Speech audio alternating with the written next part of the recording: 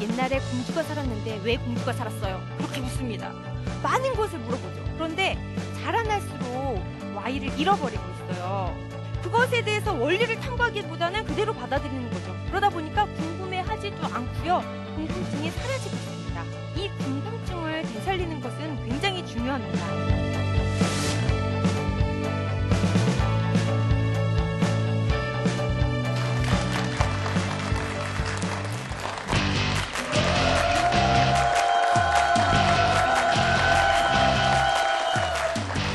뉴턴이 사과나무 아래서 발견한 과학, 그 짜릿한 즐거움을 여러분에게도 선사해드립니다. 사람과 과학의 만남, 사과나무의 엄지혜입니다.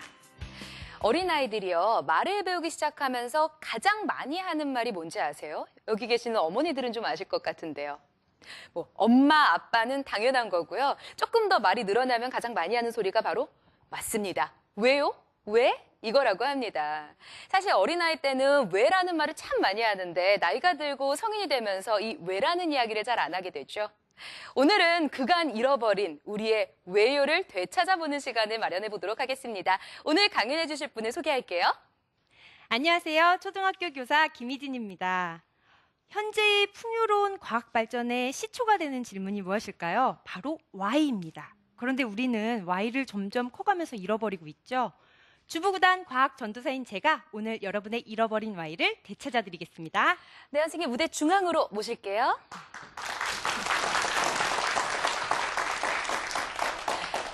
주부구단 과학 전도사라고 하셔서요. 소개가 강렬하게 머리에 들어왔습니다. 그만큼 우리 생활 속에서 찾아볼 수 있는 이 과학 이야기들을 해주신다는 거죠? 그렇죠. 제가 주부구단 선생님이잖아요. 학교에서의 과학과 주방에서의 과학을 모조리 알려드립니다. 강연 주제를요, 이 왜를 찾는다로 정하신 이유가 따로 있나요? 그렇죠. 아까 말씀하신 것처럼 아이 때는 왜요? 왜요? 왜요? 묻는데 많이 하죠. 커갈수록 궁금증을 잃어버리잖아요. 그런데 그 Y가 우리 생활하는 데 있어서 굉장히 중요하거든요. 제 강연을 계기로 여러분들이 과학에 대한 호기심을 되찾았으면 하는 바람에서 그렇게 제목을 지어봤습니다. 네, 사실 어느 순간부터는 왜라고 질문하는 게 창피하게 느껴지더라고요. 근데 오늘만큼은 왜라는 질문을 마음속에 새겨가면서 강연을 좀 청해보도록 하겠습니다. 박수 부탁드릴게요.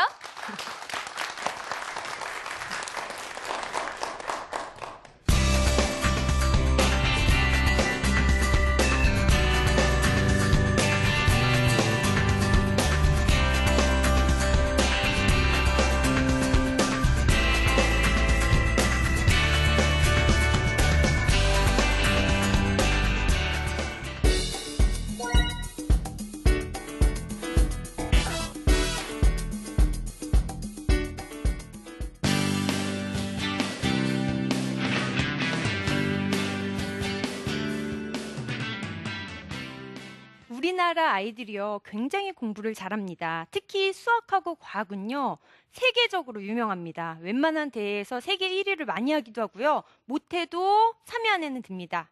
일례로 2012년도에 아르헨티나에서 수학 올림피아드 대회가 열렸거든요. 이 대회 때의 수학 문제는 역사적으로 이례적으로 굉장히 어려운 문제였습니다. 근데 우리나라 아이들이요, 초등학생 아이들이 출전을 해서 전부 다 금메달을 따서 세계 1위가 됐고요. 2위인 나라하고 격차도 엄청 벌어졌습니다. 굉장히 잘하죠. 그런데 얘네들이 말입니다. 계속 공부를 했음에도 불구하고 고3이 되고 대학생이 되고 어른이 되면 빛을 못 발해요. 우리나라는요, 정말 이렇게 선진국이고 놀는 것도 아니에요. 공부를 계속 하는데 왜 그렇게 빛을 못 발할까? 우리나라의 유명한 대학도 대학 순위에 보면 좀 밀리고 이유를 알 수가 없어요. 노벨상도 과학 분야에선 하나도 없거든요. 옆에 이웃나라만 해도 작년에 과학 분야에서만 노벨상을 3개나 탔습니다. 근데 우리나라는 부족하죠. 우리나라가 왜 그럴까? 이유를 찾고 있을 때요, 외국에서는 우리나라를 궁금했어요. 저 아시아의 조그만한 나라, 뭔데 공부를 저렇게 잘해 애들이? 뭐야? 그래서 외국의 사람들이요, 우리나라에 급파됩니다. 알아와, 배워와. 몰래 다 봐요. 학교 수업도 보고, 공부 과정도 보고, 교육 문화도 보고, 면밀하게 연구를 한 다음에 그들이 결론을 냈습니다. 한국의 아이들이 잘하는 까닭이 뭘까? 첫 번째로는 교육을 중시하는 거죠. 일하는 것보다 엄마는 걸레질을 할 테니 너는 책을 읽어라. 교육을 엄청 중시합니다. 그리고 부모들이요. 나는 간장을 찍어 먹어도 너는 학원을 보낼 테야. 교육열이 엄청납니다. 굉장하죠. 그리고 또 학생들이요. 심지어는 실제로 조사해 본 결과 하루 중에 먹고 자고 용변 보는 시간 빼고 최대 17시간을 우리나라 아이들이 공부하더랍니다. 그리고 학원가들이 방과 후 공교육 외에도 꼭 사설학습도 배우고, 그리고 교사들의 처우가 굉장히 좋지요. 그러니까 양질의 사람들이 교사가 된다. 그래서 한국은 초등학생 애들이 공부를 굉장히 잘한다라고 판단을 했습니다. 이런 밝음 뒤에는 그쵸, 어두움이 있습니다. 그 어두운 뒷모습을 뭘로 판단을 했냐면 얘네들은 돈을 엄청 써. 100만 원을 써. 초등학생 같은 경우에는 평균 20에서 40만 원을 쓰고 중학생 같은 경우는 50에서 80만 원, 고등학생은 100에서 200만 원을 한 달에 씁니다. 그리고 지금 보면 대치동의 그 좁은 동네에 보면은 그 사설 교습소까지 합하면요. 학원 수가 2,000개가 넘어요. 엄청 많죠. 아예 그 사교육 현장이 산업화가 됐다. 이렇게 한국에는 교육을 너무 강조하다 보니까 다른 것을 이렇게 하대시하고 있다. 놓치고 있다. 그리고 에듀푸어라고 공부 가르치다가 그지 된다는 이런 이상한 신기한 말이 내 돈을 자녀 교육에 돈을 투자하다 보니까 가정 형편이 기울었다는 이런 신조어까지 남도는 나라다 하고 판단을 내렸습니다. 그리고 학교에 수업을 봤더니요. 얘들이 주로 교과서하고 시험 위주로 공부를 한답니다. 게다가 활동이라고는 제가 이걸 해보겠습니다. 교류를 하는 게 아니라 선생님이 모듬을 정해주면 그 안에서만 깔짝깔짝 활동을 하는 거예요. 자율적으로 하지 않죠. 그래서 그들이 결론을 내렸습니다. 뭐? 한국 교육은 따라하면 안 된다. 라고 결론을 내렸습니다. 너무 슬픈 일이죠. 자, 우리나라는요. 그 다음부터 변하기 시작합니다. 자기주도적인 학습을 해야 돼. 혼자 할 수 있게 해야 돼. 지식주의 말고. 그래서 교육과정이 엄청 변했죠. 요즘에 완전 파격적으로 변합니다. 2010년도에는요. 초등학교 1학년, 중학교 1학년, 고등학교 1학년 변합니다. 2011년도에는 초등학교 3, 4학년, 중학교 2학년, 고등학교 2학년 변합니다. 2012년도에는 초등학교 5, 6학년, 그다음에 중학교 3학년, 고등학교 3학년, 초등학교는 2개학년, 중고등학교는 1개학년씩 매년 변합니다. 그러다 2013년 또 변합니다. 초등학교 1학년, 중학교 1학년, 고등학교 1학년 또 변합니다. 2014년 작년에도 또 변했습니다. 올해도요. 초등학교 5, 6학년, 중학교 3학년, 고등학교 3학년 변하죠.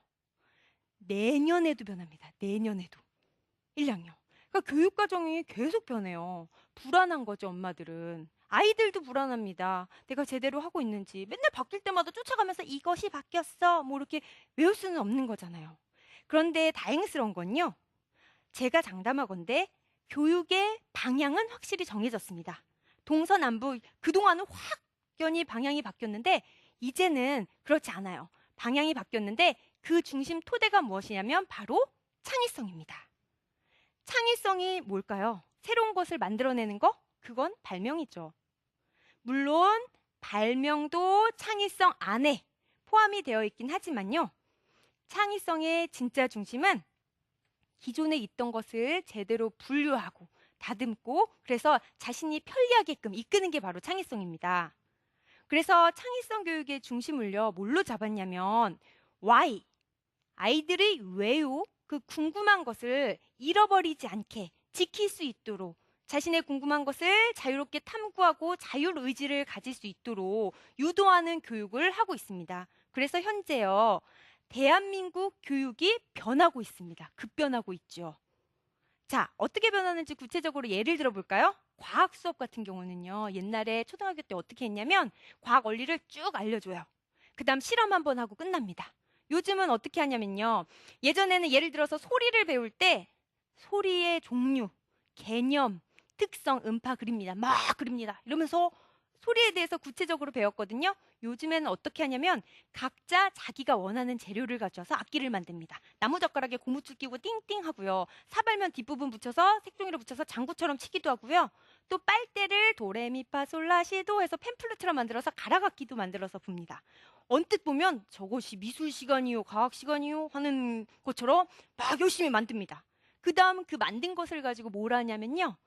간이 연주회를 엽니다. 또 음악 시간 같죠. 그러고서 연주를 하면서 아 이렇게 하니까 소리가 크게 나오네. 아 이렇게 하니까 둔탁한 소리가 나는구나. 이 소리는 자꾸 귀에 거슬리는데 소리에 대해서 느끼고 탐구하고 알 수 있도록 하는 수업을 합니다. 국어도 마찬가지예요. 국어 수업은 어떻게 가냐면요. 옛날에는 문학작품 밑줄 긋고 글쓴이의 생각은, 글의 종류는, 어떤 걸 느꼈지, 수사법은 무엇이지 막 이러고 밑줄 빡빡빡빡 긋고 별표 칠하면서 외웠죠. 요즘은 문학작품을 주고 그것에 대한 자신의 느낌을 끌어내는 활동을 강조합니다. 예를 한번 들어볼까요? 나무나무 무슨 나무라는 시가 있어요. 앵도라죠. 앵두나무. 앵앵 비슷하고요. 거짓 없이 참나무. 거짓의 반대는 참이니까요. 심리절반 오리나무. 십의 반은 오리니까요. 이렇게 하고 가시나무라는 말을 앞에 무엇이 들어갈지 생각을 해봐 라고 아이들에게 유도합니다. 실제로 이건 아이들이 했던 답이거든요. 어떤 답을 했냐면요. 따끔따끔. 가시는 뭐 찔리니까 따끔따끔. 아주 일상적인 표현입니다. 그리고 실제로 시도 이런 말이 되어 있어요. 그리고 어떤 아이는요, 삐쩍 말라서 가시가 삐쩍 말랐다고 생각하는 거죠. 또 어떤 친구는요, 목에 걸려 가시나무. 얘는 생선 먹다 걸려보냅니다. 가시가 한번 목에 걸려봐서 그래서 가시하면 그걸 떠올리는 거죠. 그 다음 여자애는 가시나무. 이 친구는 할머니가 가시나가 무심하가 이래 얘기해서 가시나 하면 여자애가 떠오르는 아이입니다. 그리고 마지막으로는요, 이별할 때 가시나무. 이 친구는 가시나요 노래를 많이 듣는 거예요. 가시나무가 떠난다 이별 이런 식으로 떠올리는 겁니다. 이렇게 가시나무 하나에도 아이들이 다양하게 자신의 경험을 끌어내서 답을 할 수 있는데 우리는 따끔따끔 가시나무만 외웁니다. 가시나무 앞에 뭐야? 따끔따끔이지. 왜요? 따끔따끔 가시나무잖아. 가시나무 앞에는 따끔따끔이라고 계속 외우다 하니까 커갈수록 가시하면 따끔따끔 기계적으로 외우게 되고 지식 주입이 되는 거죠. 창의성을 기를 수가 없게 됩니다. 그래서 대한민국 교육이 이렇게 아이들의 Y를 살릴 수 있는 방향으로 다채롭게 변하고 있습니다.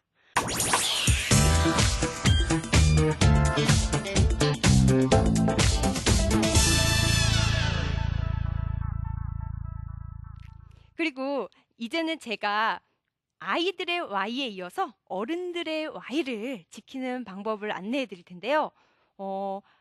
우리 아이가 이제 요즘에 말을 띄어서 왜요왜요를 자꾸 묻습니다. 심지어는 옛날 얘기를 해달라고 해서 옛날에 공주가 살았는데 왜 공주가 살았어요? 그렇게 묻습니다. 많은 것을 물어보죠. 그런데 자라날수록 우리는 Y를 잃어버리고 있어요. 예를 들어서 뭐 시간 이동을 할 수 있는 기술이 발달됐습니다. 그럼 아이들은 뭐라면요? 우와, 어떡해요? 왜 그렇게 된 거예요? 라고 질문하거든요. 그런데 어른들은 뭐라고 할까요? 아유, 세상 좋아졌어. 그게 지금 사면 아까워. 조금 있다가 사면 가격이 떨어져. 뭐 이런 식으로 그것에 대해서 원리를 탐구하기보다는 그냥 순수하게 그대로 받아들이는 거죠. 그러다 보니까 궁금해하지도 않고요. 궁금증이 사라지고 있습니다. 그런데 이 궁금증을 되살리는 것은 굉장히 중요합니다. 과학이 발달에도 필요를 하지만요. 실제로 우리 생존에도 연결이 돼 있어요. 제가 뜬금없는 제 자랑 하나 해볼까요? 제가 초등학교 교사긴 하지만요. 교과서도 집필하고 검토하고 자문위원도 하고 영재원 심사도 보고 강사도 하고 책도 쓰는 작가기도 하고요. 국가정책과제 연구원이기도 합니다. 정말 많은 활동을 하거든요. 하지만 집에 가면 추리닝으로 갈아입고 10년차 주부입니다. 이제 막 집안일을 하기 시작합니다. 그래서 주방에서 살아요. 근데 주방에 보면 굉장히 많은 기구들이 있죠. 그 기구들을 활용을 하면서 이런 생각을 해봅니다. 이런 걸 할 때 조금만 이 원리에 대해서 궁금증을 갖고 제대로 이해만 하면 훨씬 더 안전하고 그리고 효율적으로 경제적으로 생활을 할 수 있을 텐데 그 원리에 대해서 사람들이 의외로 많이 모르는구나. 안타까운 생각을 많이 들었어요. 특히 엄마들은 그것에 대해서 정보를 좀 알면 더 건강하게 아이들을 지킬 수 있을 텐데 이런 생각이 들었거든요. 그래서 제가 오늘 예를 하나 들어봤는데요. 먼저 가장 많이 쓰이는 전자레인지입니다.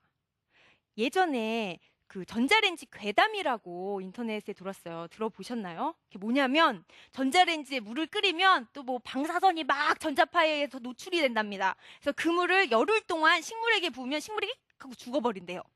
그리고 또 그것에 또 물을 데워갖고 사람이 먹으면 또 암에 걸리기도 하고 임산부가 먹으면 뭐 기형아를 출산한다 이런 그런 지금까지도 10년이 지났는데도 돌고 있어요. 그런데 그런 전자레인지에 관한 인터넷 괴담 밑에 댓글이 달렸는데 댓글이 어떤 내용이냐면 헐, 아, 나는 안 샀는데 다행이다. 어떡하면 좋아요. 우리 애기를 계속 그물에 데워 먹였어요. 엉엉. 뭐 이런 댓글들이 쭉쭉쭉 달립니다. 그리고 한편에서는 아닙니다. 이건 낭설이지 괴담이에요. 아니에요. 하고 막 설전을 벌입니다. 그런데 이렇게 설전을 벌이고 불안에 떨고 할 필요가 없는 게 그 간단히 전자레인지의 원리만 알면 답이 다 정해져 있는 거거든요. 자, 한번 생각해 볼까요? 우리 집에 있는 전자레인지 중에 혹시 종이로 만든 전자레인지 가지고 있으신 분 있나요? 없습니다. 플라스틱 있나요? 없습니다. 나무? 없지요. 전기 주전자도 플라스틱이 나오고 그러는데 왜 전자레인지는 다 금속으로 만들 걸까요? 내부 안도 보면 금속으로 되어 있고요. 그 문 투시창도 보면 금속 철망으로 이렇게 그물망으로 되어 있어요. 그 이유는 왜 그럴까라고 한 번만 생각을 해서 전자레인지 원리를 이해했다면 그동안 전자레인지로 인한 낭설이나 실패 같은 것을 다 극복할 수 있었습니다. 제가 설명해 드리자면 전자레인지는 그 전자파의 일종인 마이크로파가 나옵니다. 근데 얘는요, 물이나 지방, 당 같은 거에 흡수가 돼요. 그리고 파동이 많아서 막 진동을 일으켜요. 그러니까 그 음식물에 흡수가 되면 물은 한 1cm 정도 투과가 되거든요. 거기에 흡수가 되면 걔네들을 막 진동, 파동을 일으키게 해서 마찰열과 운동 에너지를 막 일으켜서 열이 나게 합니다. 그래서 음식을 데우는 거거든요. 그런데 한 가지, 금속은 통과를 못 합니다. 그래서 이 아이가 그 전자레인지를 금속으로 만드는 거예요. 전자파가 그 마이크로파가 통과되지 못하도록 하기 위해서. 이걸 모르는 사람들은 새 부치는 빨리 식고 또 빨리 데워지니까 빨리 익히기 위해서 새에다가 음식을 담아서 전자레인지에 윙 하고 돌리면 전기도 아끼면서 더 빨리 익힐 수 있을 거야라고 생각을 하시지만 돌려보세요. 절대 안 익습니다. 캔커피 돌려보세요. 띵띵띵띵 금속을 막는데 스파크만 일어날 뿐이죠. 그러니까 하나만 알았어도 굉장히 많은 것을 일상생활에서 할 수 있는데 잘 모릅니다. 우리 달걀 전자레인지에 넣고 돌리면 펑 터지죠. 이거를 어떻게 알았냐면 실제로 그걸 해서 사고들이 많이 일어났기 때문이에요. 그런데요, 이것도 원리만 알았으면 그렇게 실수를 안 합니다. 그 계란에 보면요, 달걀에 보면 가운데 부분이 노른자가 있고 흰자 부분은 수분으로 많이 이루어져 있거든요. 아까 그 전자레인지의 마이크로파는요, 물을 1cm 정도 투과합니다. 그러니까 계란이 보통 5cm 정도라고 하면 양쪽으로 마이크로파가 투과가 되는 거죠. 그리고 걔가 흰자의 수분을 막 교란시킵니다. 움직여, 움직여, 움직여, 움직여, 움직여. 그러면은 흰자의 수분들이 막 춤을 춰요. 좋아하면서 막 움직여요. 뜨거워지죠. 물이 뜨거워지면 뭐가 되나요? 기체, 수증기가 됩니다. 그리고 그 수증기의 부피가 늘어나게 되죠. 물리 법칙으로 계산해 봤더니 달걀 한 개에 흰자에서 만들 수 있는 수증기의 양은요, 29.5리터라고 합니다. 감이 안 오시죠? 1리터짜리 우유를 29각 빡빡빡빡빡 쌓아갔다고 생각해 보세요. 어마어마한 양이죠. 이것이 요만한 계란 안에 들어가 있고 얇은 달걀 껍질 하나로 막고 있으니 안 터지는 게 이상한 계란이네. 안 터지는 게. 그쵸? 그래서 이런 원리만 알면 위험에 처하지도 않고 힘들어서 터진 계란을 닦는 불상사도 발생하지 않습니다. 자, 제가 재밌는 예를 한 가지만 더 들어볼까요? 우리가 식품을 보관할 때 늘 사용하는 냉장고 있죠. 이 냉장고의 핵심 기능이 뭘까요? 바로 기화열입니다. 기화열은 뭐냐면요. 물이 있죠. 물을 손에 바르면 잠시 뒤에 시원하잖아요. 알코올을 바르면 더 시원합니다. 기화열은 뭐냐면 액체, 물인 애들이 기체로 변할 때 물귀신 작전을 쓰는 겁니다. 나 혼자는 안 가. 절대 안 간다. 그래서 주변에 열을 막 끌어모읍니다. 나 혼자는 절대 안 간다. 그래서 물이 그 기체로 변하기 전에 주변에 열을 끌어모으면서 기체화되는 게 기화열입니다. 그래서 물이 기체가 되면요, 주변이 시원해져요. 냉장고는 이 원리를 이용했거든요. 제가 기화열을 여러분께 눈으로 보여드리겠습니다. 자, 보실까요? 좀 더 가까이서 보면 좋으실 텐데 이게 지금 온도를 재는 온도계거든요. 자, 온도를 한번 재볼까요? 이 끝부분에 온도가 측정됩니다. 온도를 보면요. 지금 28도 정도를 가리키고 있어요. 어우, 제 광희에 그냥 열화와 같은 성원과 그냥 애정을 보내셔서 그냥 후끈후끈하네요. 자, 이렇게 뜨끈뜨끈한데요. 여기다가 이거는 키친타올입니다. 키친타올을 감고 아무런 변화가 없지요. 그리고 이것은 그렇습니다. 오, 맞추신 분 계신데 알코올입니다. 물을 부어도 되고요. 자, 알코올을 이렇게 뿌려서 적십니다. 그러면 이따가 한 번씩 와서 살펴보세요. 이렇게 적시면 온도 변화가 확 일어나죠. 금상첨화로 바람만 조금 솔솔 붙이게 해주면요, 온도가 쑥쑥쑥쑥쑥쑥쑥 내려갑니다.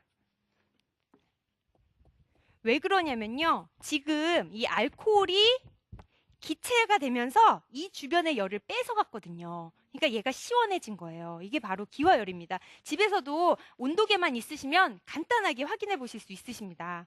그래서 이 냉장고가요, 이런 아주 간단한 원리를 갖고 만들었어요. 어떤 거냐면, 냉장고에 보통 프레온가스 많이 들어간다는 말 들어보셨죠? 요즘 환경오염 때문에 천연가스를 많이 사용하는데요.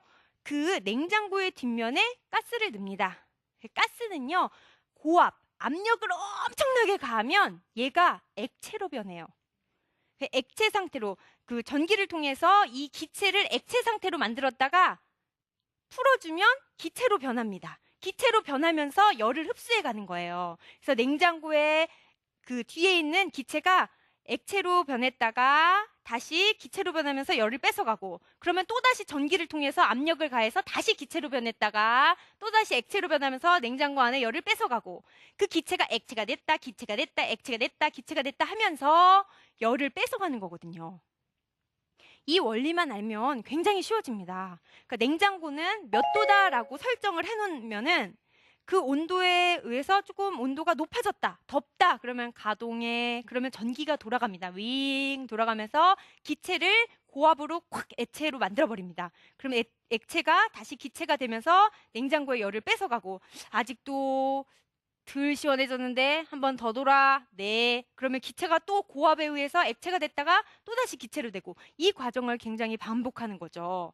그러니까 전기료를 절약하기 위해서는 이 냉장고를 봤을 때 냉기가 살아있어야 됩니다. 그래서 요즘 보면 냉장고에 그 벽면에 문 달린 냉장고도 있죠. 열었을 때 딱 문 달린 냉장고. 그게 왜 그러냐면, 냉장고를 열었을 때요, 10초 동안 열면 그 10초 동안 빠진 냉기를 메꾸기 위해서 10분 동안 추가 전력이 가동돼야 됩니다. 엄청나게 많은 전기가 쓰는 거예요. 그 열을 거기에 없애기 위해서 액체 됐다, 기체 됐다, 액체 됐다, 기체 됐다, 이게 많은 거예요. 그러니까 냉장고가 개발된 거예요. 물 꺼낼 때 자주 쓰잖아. 달걀 꺼낼 때 자주 쓰니까 그 부분만 담아놓는 통을 만들어 놓으면 냉기가 잘 안 나오잖아. 그리고 요즘에는 발견된 게 또 냉기 차단 커튼이라는 게 있어요. 얇은 막을 냉장고 안에 막아놔서 문 딱 열면 커튼으로 막아놓고 그다음에 거기서 이렇게 꺼내는 거. 그러니까 이런 원리만 알면 냉장고 문을 열어놓고 오늘은 뭘 먹나, 먹을 게 없구나 하고 닫고, 또 냉장고 문을 열고 아이고 오늘도 없구나 하고 또 닫고, 이런 불필요한 전기를 소모하는 이런 행동은 하지 않는 거죠. 지금 저는 여러분들에게 좀 더 쉽고 재미있게 강의하기 위해서 전자레인지와 냉장고를 예로 들었는데요. 우리 주변에는요, 무궁무궁 무진하게 많습니다. 우리의 호기심을 자극하는 것들, 그리고 그 호기심을 키울 수 있는 소재들이 굉장히 많아요. 아이들의 Y에 대한 관건이 아이들이 내뿜은 그 Y를 지켜주는 거였다면, 어른들은요, 이미 잃어버린 그 Y를 되찾는 겁니다. 어른들의 Y는 참 좋아요. 왜냐하면 아이들은 스스로 Y를 해결하기가 참 힘들거든요. 그런데 우리 어른들은 많은 자료도 쉽게 구할 수 있고 알아볼 수도 있고, 또 이렇게 기초 지식이 많기 때문에 궁금증을 갖고 조금만 관심을 가지면 그 원리를 금방 익힐 수 있어요. 그리고 내 주변에 나의 그 궁금증 해결을 기다려주는 아이들에게 널리 베풀 수 있습니다. 그래서 여러분, 과학도 발전하고 우리의 생존에도 영향을 주고 내 생활도 편리하게 해주는 여러분의 Y를 다시 한번 눈을 크게 뜨고 꼭 되찾으시기 바랍니다. 제 강연은 여기까지입니다. 경청해 주셔서 감사합니다.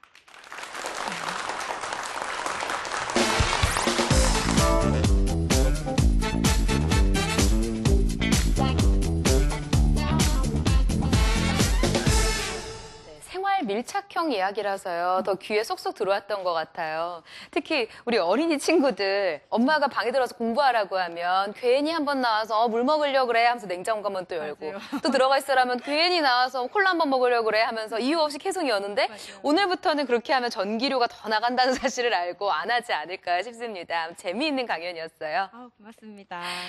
사실 처음에 말씀하시기를 한국 아이들은 그 Y라는 것에 대해서 많이 잊고 산다. 그걸 궁금해하고 질문할 수 있는 기회가 많이 박탈당하고 산다라고 하셨는데요. 이 생활 속에서 Y를 잃지 않으려면 어떤 생활 태도를 가져야 되는지 어머니들이 집에서 어떤 식으로 교육을 시키셔야 하는지가 좀 궁금하거든요.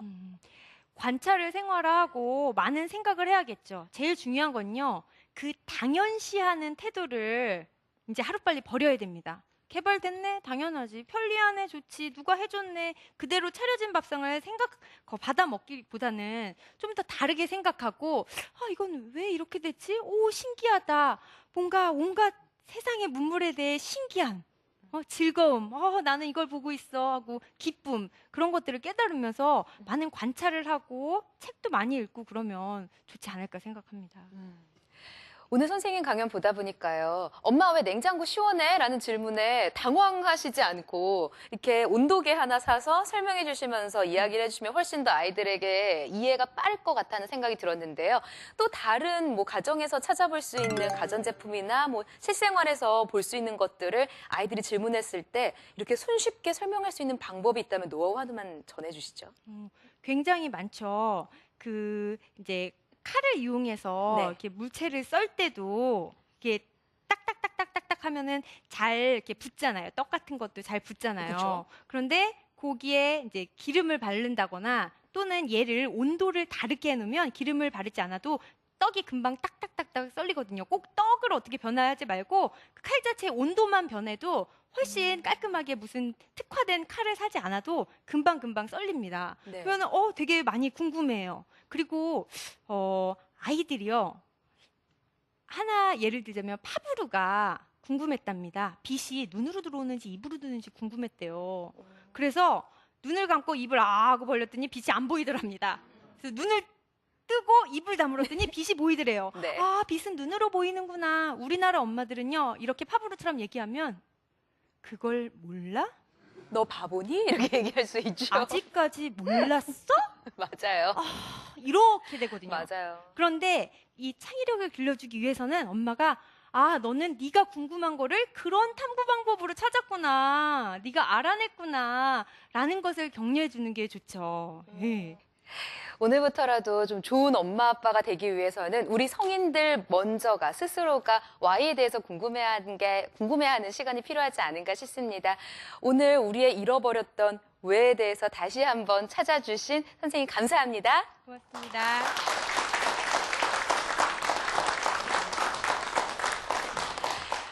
어떤 것의 존재나 이유를 끊임없이 궁금해하고 또 이를 알아보기 위해서 계속해서 질문하고 탐구하는 것, 이런 태도를 바로 호기심이라고 한다고 합니다. 우리 그동안 호기심 많이 잃고 살았었는데요. 오늘 이 강연을 통해서 잃어버렸던 호기심을 다시 채우면서 우리 주변의 모든 것을 호기심 어린 눈으로 관찰해보는 건 어떨까요? 사과나무 오늘 준비한 내용은 여기까지입니다. 다음 시간에 더 재미있고 흥미로운 내용으로 여러분 찾아오겠습니다. 고맙습니다. 고맙습니다.